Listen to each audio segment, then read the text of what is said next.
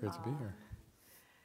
We've had a very interesting election season, and now we have a president, and yet, even though a decision has been made by our country, it seems that there's a lot of contentious energy that has become evident throughout the duration of this period of time, and I wondered if you might address how we would work with that kind of energy in our country.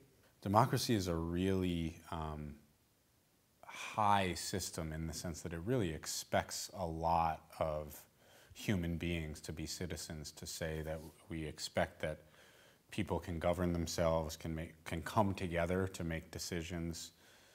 And I think it requires a real sense of engagement, of mindfulness, of caring about your own experience and the experience of others. So I think a lot of us have been feeling really sort of torn. And so I think there's definitely coming out of this campaign, I think different people have different views of what the culprit is, not the humans who made this situation feel so down or so degraded or so angry or so aggressive. But I definitely think there's a feeling of sadness and disappointment with just how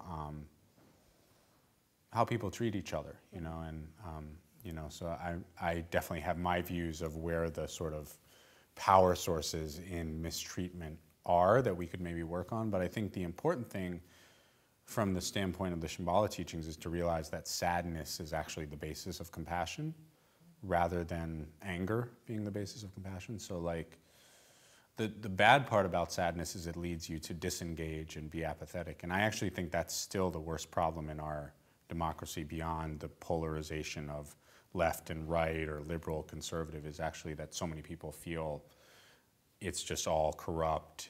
There's no reason to be involved. So the sort of disengaging aspect of sadness and anger. I think as practitioners, the best thing to do is to practice compassion for those you disagree with and for yourself. But that doesn't mean you start to agree with the people you disagree with. It just means you include them in your world.